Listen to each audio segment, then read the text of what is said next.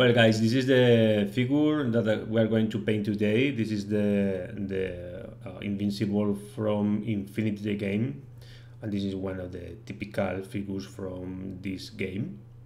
In this case, I think it's a 3D model, and we are going to use those colors today.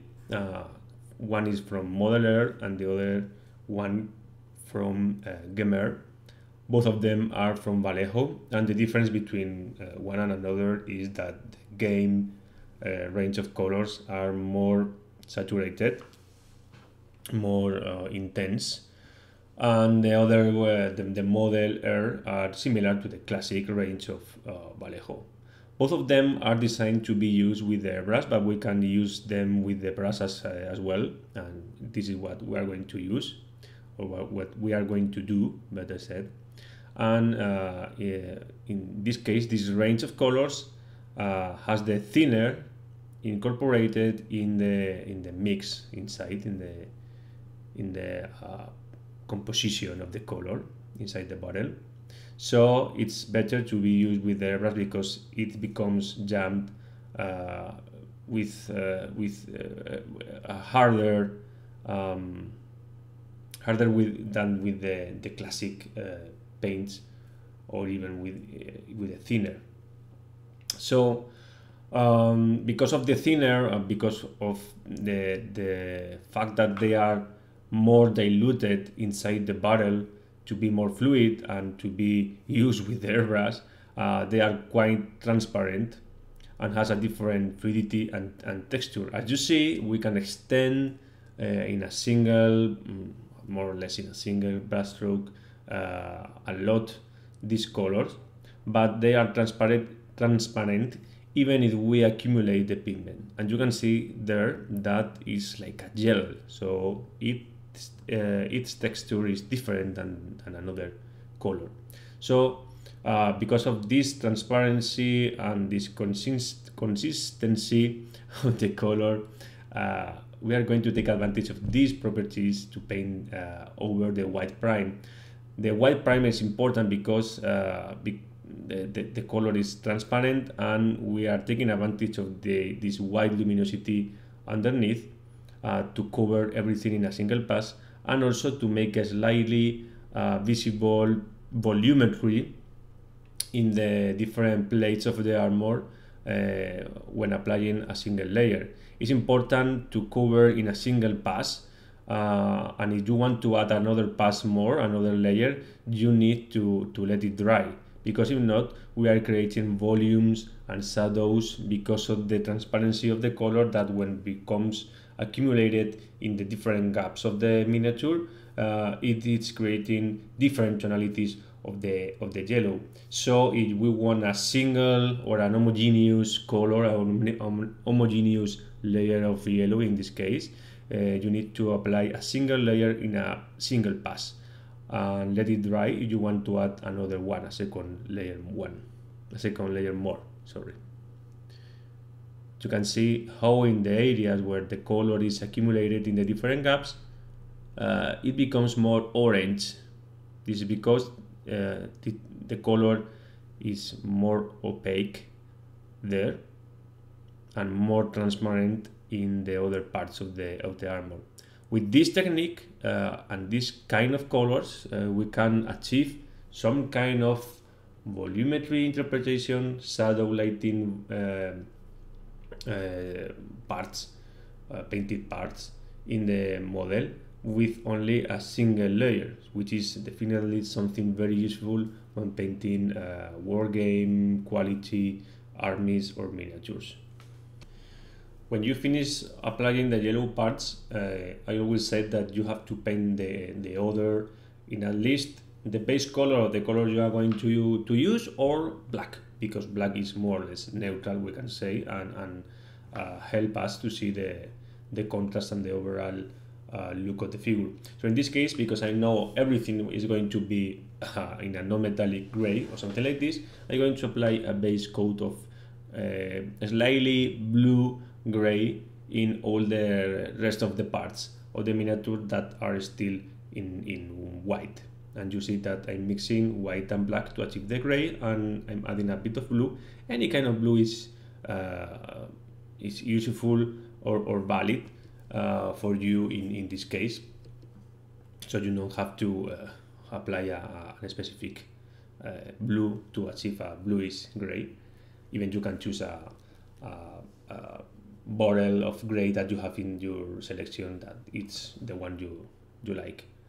And I'm applying it in all the figure except with the exception of this pistol holster, where I'm applying the brown that you have seen in the beginning of the video, some armor brown that, as you see, applied in over a white prime and creating the volumes of the different parts of this piece.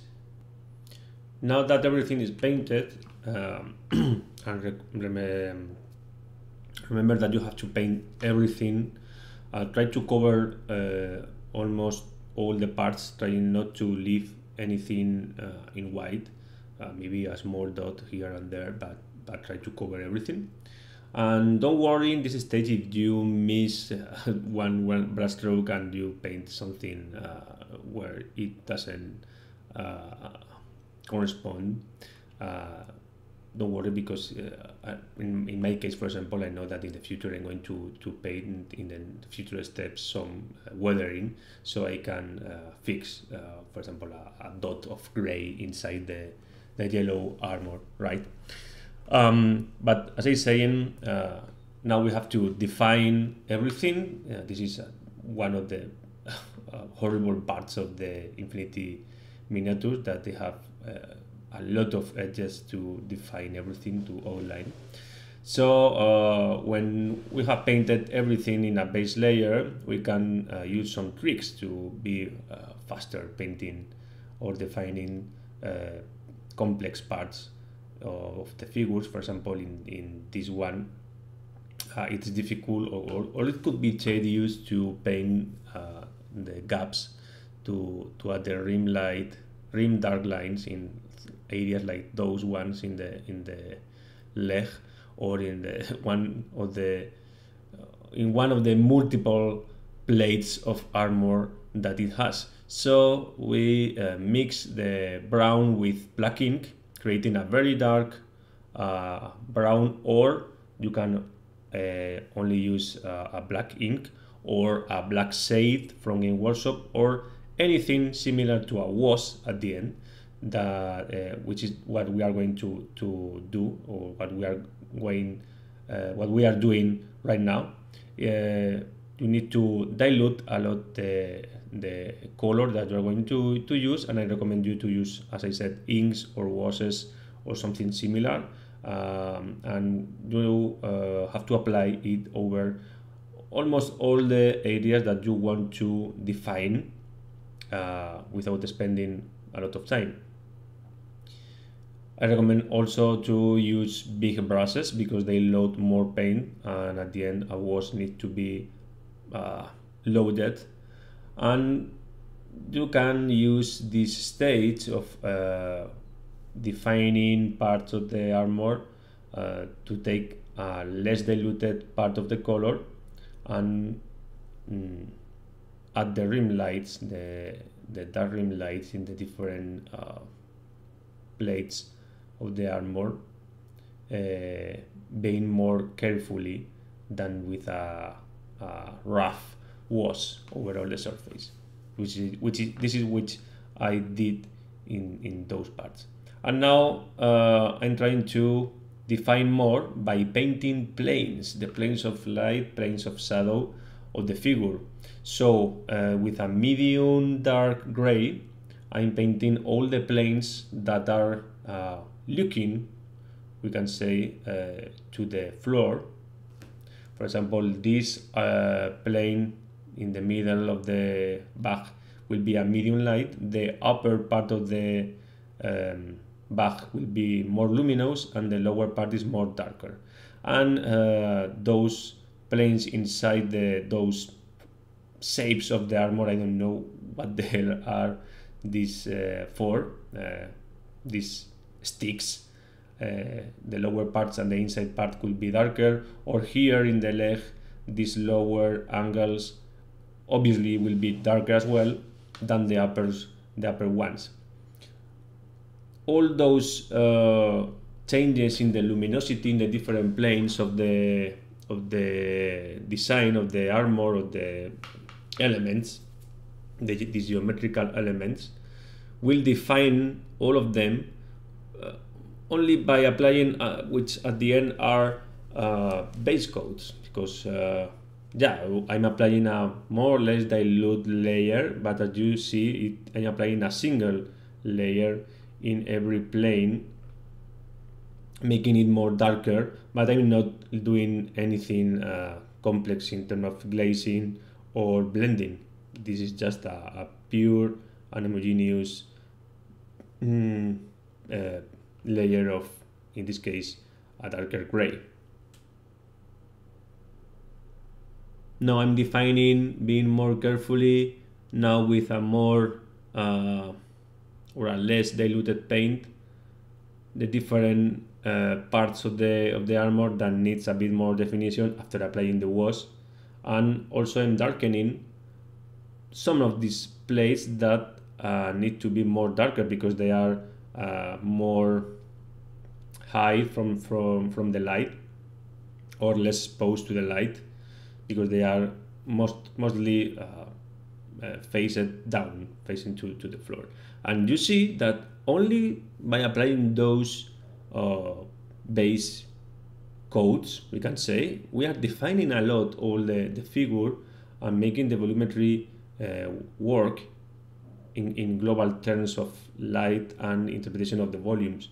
And I'm doing right now exactly the same thing, but applying this armor brown, a bit dilute, in the lower planes and medium planes of light of the yellow. That means that the planes of the armor that are faced to the floor are going to be darker. They will have one single layer of this brown, for example, or two layers if you apply a medium glaze over it.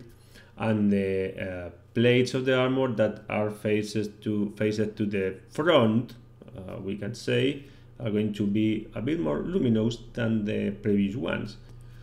And we can take advantage of the properties of the color, for example, to fill the gaps between the different plates of the armor, because this color, when we extend in a single layer, in a single medium glaze, it's more transparent and more luminous over a yellow base than if we concentrate it in the gaps, when it becomes where it becomes darker. As you see, it is like a dark brown if we place it in a gap. But if we place in a single pass, for example, in this lower plane of the armor, it becomes even a bit orangey or reddish, mahogany, something like this. So at the end, it's a more luminous color, less darker than the one that appears when we concentrate in the plates. This is another example of what I'm saying. A single pass of the color generates a medium reddish tone of brown.